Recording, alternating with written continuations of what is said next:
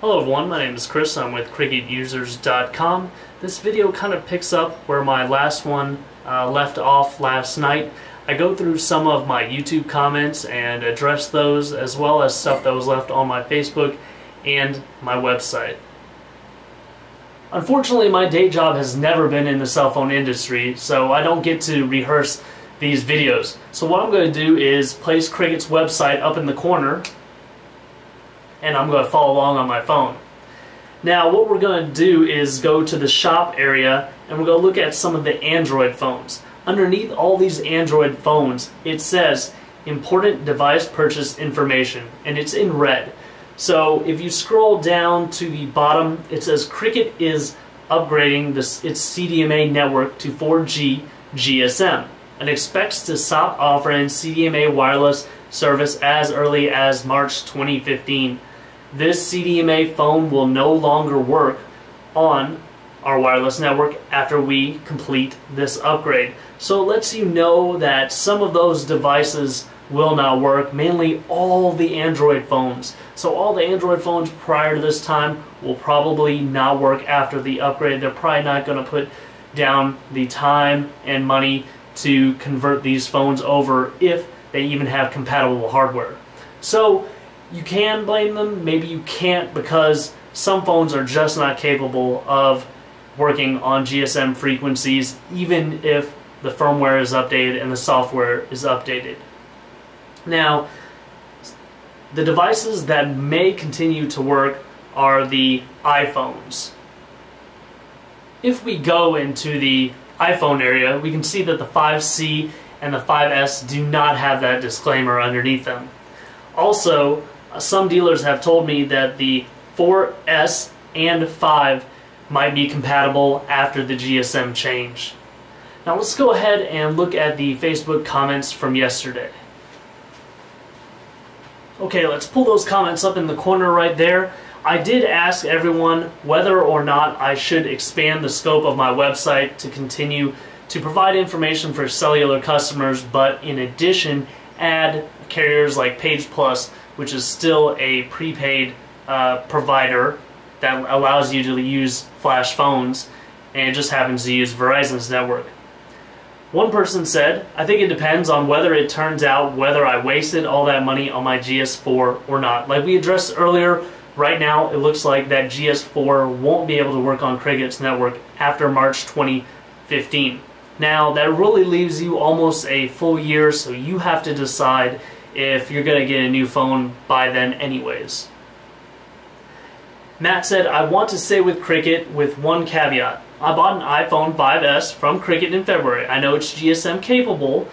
A lot of people were buying these, and originally they were unlocked, so they were going overseas or selling them overseas and using them on GSM networks in other countries. I added that part. He continued, will I be able to switch and use it as a GSM phone and use 4G? Now, you should be able to. Cricket Wireless did note that a lot of these iPhones will still work on GSM. So at this time, it looks like they're going to try to continue to support those iPhones that I talked about earlier. The 4S, the 5, the 5C, and the 5S. Now, one of the things is you might not get LTE 4G. So you might get HSPA or HSPA Plus, which is still a lot faster than what you had with your iPhone on Cricket's network. Michael said, I'm probably staying, but I need to talk to them about why my monthly price went up this month. Well, you can contact their social media team using Facebook. Often they get around to contacting another customer service rep and things work out really well. That's just another avenue that you can use these days, approaching social network teams. One said, I left Cricket for Straight Talk, better service in my area. Of course, they will be under AT&T's network, which has great service. Now, one of the things I've found is that really, if you want to be covered in most areas of the United States, you will have to have an AT&T phone as well as a Verizon phone. With those two carriers, you pretty much cover every single nook and cranny of the United States. Manuel said, Verizon for me, unless we get trade-in credit for our current Cricket phones. Now hopefully that would be the smart thing for them to do, is to go ahead and provide some kind of incentive to stay with them and take your phone back. Kristen said undecided. Mike says, just hearing of this and commenting before reading into it, but I've been with Cricket for almost 10 years. As long as this change doesn't affect my service, I'm staying, but still have to look into what all this means. Dill Noza said at&t doesn't work that great in Omaha, but I will stay with Cricket. And then she said, oh wait, I switched to Page Plus, which runs on Verizon like 2 years ago. Well, I hope that's working out for you. Richard said, I have a flashed S4. It could also be used on GSM networks. Will I be able to use it, and when can I start using it on the GSM network? Well, hopefully in the next couple of months we'll get more information about that. Hopefully in a couple months you'll be able to pop a Cricket Wireless SIM in there, plug in the APNs, and get talk, text, internet, and MMS. I also did an AO Wireless site for a little while before it got hacked.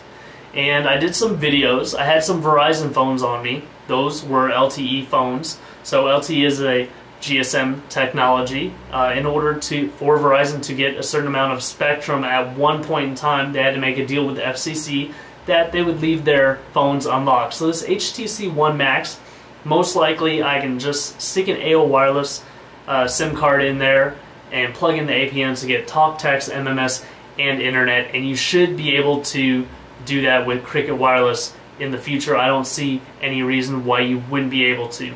Now again, just like with the iPhones, you might just be able to get HSPA and or HSPA Plus, but those download speeds are really, really fast. And if they do apply any type of data throttling on the network, it really probably doesn't matter if you're on HSPA or LTE. You'll probably be capped at around the same thing. LTE just gives you an option to probably connect to other towers as well. And of course, if we talk about at&t phones and AO Wireless, I was just able to stick the SIM card in them, and actually the APNs were pushed down to the phone. Since it had been on at&t, it actually worked with the at&t APNs too. So configuring at&t phones that don't have bad IMEIs, haven't been reported as stolen, those should go on Cricket Wireless's network really easily. I don't know why they would even think about blocking those. Darkside said, I just got on the 5 for $100 a month plan, Flash, Razr Max, HTC One, and an old slider. This sucks. Unfortunately, he will probably have to transition and won't be able to take advantage of that 5 for $100 for very long. They did have to tell the FCC that they were going to keep some plans really low, so there should be good deals on Cricket's network still after the complete transition. And Ricardo said, I switched to at&t a few months ago, but tired of my service cutting out too many dead zones in my area. Just like with all carriers, they're going to have dead spots. That's pretty much just how it is. Now, you want to align yourself with one of the bigger carriers to eliminate that as much as possible, just like at&t or Verizon. Alright, let's hop over to my forum real quick and take a look at the thread that Wise Old Man started. Wise Old Man has been a very generous donator and supporter of my site. I did have to get a standalone server for it, so it costs approximately $250 to $260 a month to keep the site alive. Just because of that much traffic, it puts a lot of strain on shared hosting, so I was forced to do that. I actually had my service cut off, so through the generous support of you guys, I have been able to keep the site up thus far. He kind of asked what the fate of this site would be after this changeover. He said, will he convert it to GSM and still provide support? Hopefully I'll be able to do that. I'm going to need your guys' help to decide if it's just going to stay about Cricket Wireless or if I should move some of the flashing tutorials out so other people can take advantage of them, namely those people on Page Plus. So let's go down in the thread. Alright, so there are not too many questions in that thread other than will we be able to use at&t phones, and I'm almost 100% sure that the answer should be yes. As I said before, as long as it's not a phone with a bad IMEI, basically a phone that has been reported as stolen, it should go over to Cricket Wireless after the merger really easily. And when I say merger, I mean complete migration over to the GSM network. Let's look at some of the YouTube comments from my video yesterday, and then we'll shut it down for the evening. Alright, one user said, "Good video, Chris. At this point, I'm keeping my service with Cricket as long as my phone is still working. I would suggest that you cover the broad spectrum of prepay phones." Is it really prepay? "For the most part, Cricket will still be the same, just some additions that should actually help bring more customers, hence more phone options, LTE in most areas, hopefully a better network and customer service. Also, please continue to update on the changes. I know some people will become confused and might need some better explanation, basically." I'll just paraphrase some of these. One said, "Oh God, no. Now I have to go to Verizon or something." Another, "I knew this would happen, not sure at this point what I'll do. Keeping Cricket for now." Another, "At least now I have a reason to go buy a phone at a pawn shop in Texas. The law allows only AT&T and T-Mobile phones to be sold and accepted to pawn and sell. But what device will Cricket have now? I use a ZTE Score X500 and I was going to get the ZTE Source. I was okay with the merger with the hope of using the LTE and keeping CDMA. Can Cricket phone now be switched to another provider?" You should be able to flash that to another provider. Shouldn't have any issues with that. Now, FCC and these new laws that were kind of passed the year before made it technically illegal to unlock without the carrier's permission. I would fight if someone hasn't started a petition. It might not even need to go that far, but they should allow you to go to another carrier. I believe everyone was kind of forced into this merger, so it wouldn't be fair if they said don't flash your CDMA device to another carrier even though you can't use it with us anymore. One person said, "I'm going to Metro PCS, blank, Cricket just betrayed their customers." Cricket Wireless and their parent company Leap, they were bleeding money a little bit. It's hard to stay on your own with all these big companies out there. So in general, the merger might be a good thing. Might be able to help these customers transition over really easily without Cricket just disappearing. One person said, "I think you should keep doing Cricket videos." Right now, I just moved to Des Moines and we don't have Cricket Wireless and we don't have AO Wireless either. Hopefully I'll be able to continue to purchase these devices and do some videos, a little rooting, flashing ROMs, maybe putting a custom recovery on them and more. When we'll be able to purchase the new GSM devices at this time, I don't know. I'll keep my service if my phone works. I've been with Cricket since they first came out. They have great service. Now, people that do complain about Cricket Wireless's service has to realize that they have their own network and they use Sprint's network as well. If Sprint can't get you good service on its own, chances are you wouldn't have good service with Cricket. So, just like all providers, they're going to have dead spots. Maybe you guys can start unlocking AT&T and T-Mobile phones.